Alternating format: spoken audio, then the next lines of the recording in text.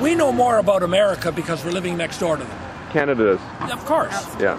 I think proximity is important. What do we know about Azerbaijan? Nothing. We would know more if they're right across the Bering Straits. And so what's the advantage of Governor Palin? Well, you think she understands a little more about Russia than the average American? She doesn't have to. She doesn't have to. But she just has to be a decision maker, a leader. That's what you need in that position. What did Bush know? What does anybody know? And look at Biden. Biden has decades of experience in the foreign policy, and yet every vote he ever made on foreign policy turned out to be wrong. So what's the value, right? He wanted to break up Iran. He wanted to get out of Iran. He wants to talk to, Iraq. He wants to talk to Ahmadinejad. He said to Israel, when it comes to the question of Iran's potentially having nuclear weapons, he said, live with it. So what good is his experience? Right. It's where your gut is. You know, yeah. Einstein said that the intellect is the maidservant of the emotions. And what that means is, first you have your gut tells you what's right, and then you rationalize in your mind to support your gut. Everything starts in the gut.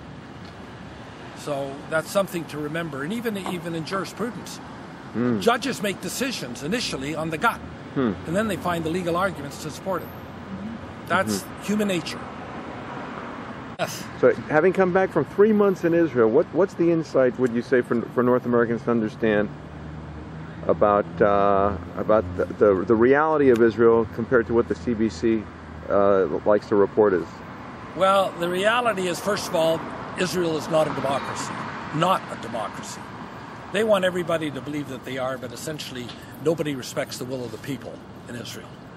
And every democracy has that problem to a degree, that they have elections regularly, but the money is what controls everything.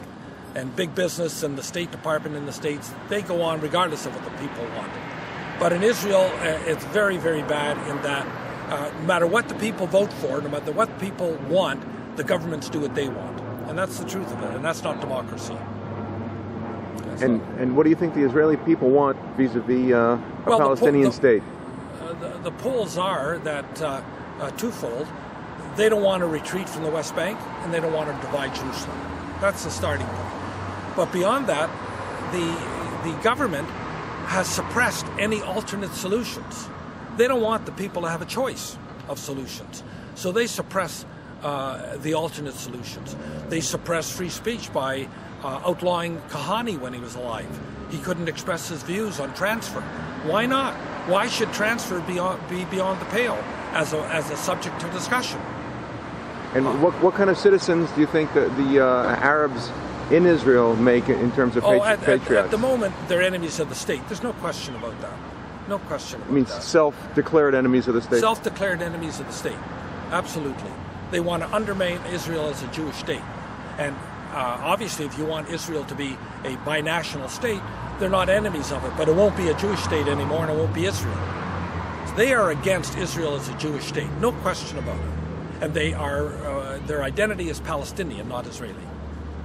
No question about it. You consider them a fifth column? Absolutely.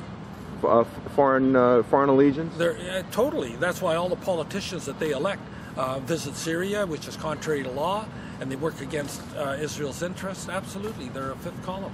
And they keep voting for these people. See, the Arabs, they're not independent-minded. They vote for strong leaders.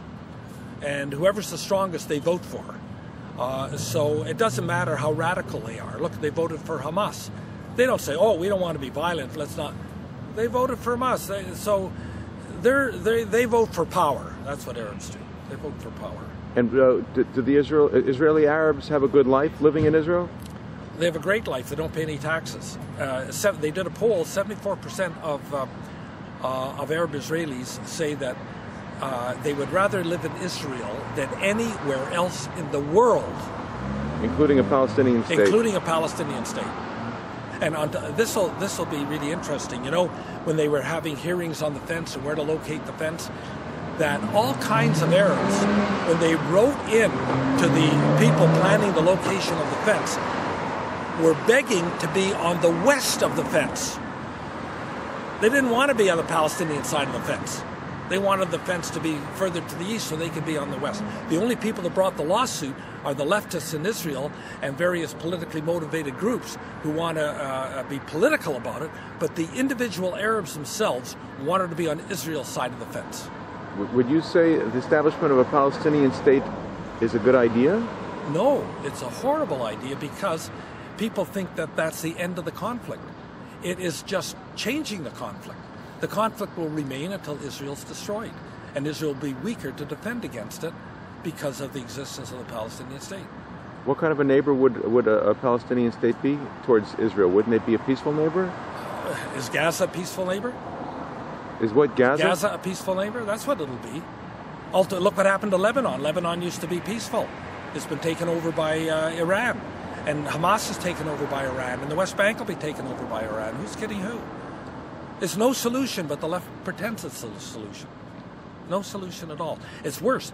Can you imagine 2 million Arab refugees moving into the West Bank if they created such a state? And all of a sudden the West Bank will have 3.5 million Arabs. How are they?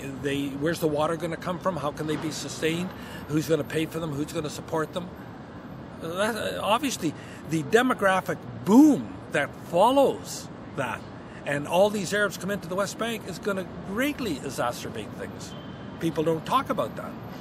Mm-hmm. So would the establishment of a Palestinian state appease the Israeli Arab public? No, on the contrary. Because what's going to happen? What happened to Kosovo? Kosovo, there's an independence movement for all these Muslims in Serbia to leave. What do you think is going to happen in the Arab areas of Israel, in the Galilee? They're going to start a movement to secede and join Palestine. That's their right. That's part of their national liberation. Like Quebec, you mean break off part of the country? Exactly. They're going to bring an application to secede from Israel and join Palestine. And Israel will be further reduced. In geography? In geography, yeah. And would a Palestinian state create a defensible Israel? Would Israel be able to?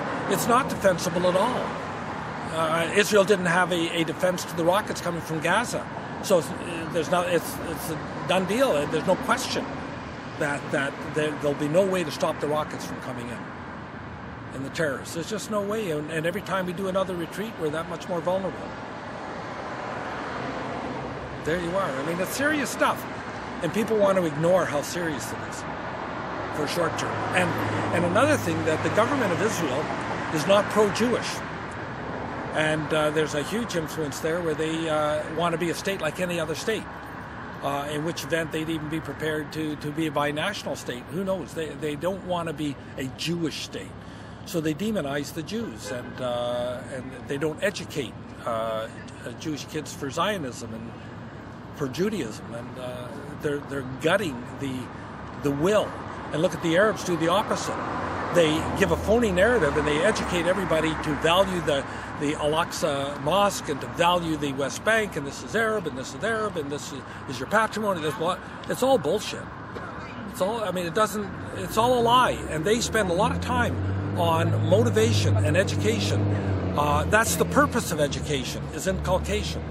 And Israel avoids it, because the last thing they want to do is educate you to resist the peace process. Why? Because they want the peace process to go forward. That's why. Why? Imagine all the business to be done in the West Bank if there's another 2 million Arabs come in. All the money sources in Israel are going to make a fortune in business.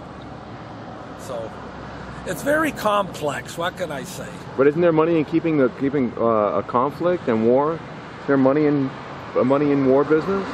Well, but they're not in the war industry. I mean, American industrial complex, they're in the war business of producing arms, and they're in the oil business of having high oil prices. Israel doesn't benefit from that. Israel doesn't benefit from that. For Israel, it's an expense. And the last thing is, Israel should stop taking 1.8 billion or 2 billion in military hardware assistance from America. But if they stop taking it, Egypt and Jordan will continue taking it, and it'll be out of balance. No. You don't understand. You don't understand. There's many reasons why America wants Israel to take it. One reason is it justifies America selling arms to the Arabs. If America no longer sold arms to Israel, they wouldn't have the justification of selling arms to the Arabs. And this is all to support the military complex in America. Because they're creating jobs in America by all this armaments that are being produced by their military, and so they create jobs and they protect the industry. So they'd never cut Israel off because they want the business for their industry.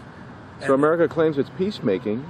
Oh, no. Listen, America has built up an army in Egypt beyond belief at over $50 billion, yet Egypt has no enemies.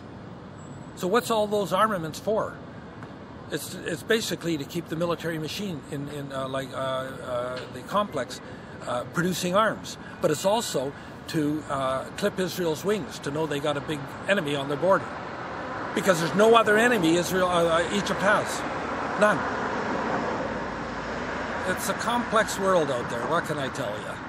What can I tell you?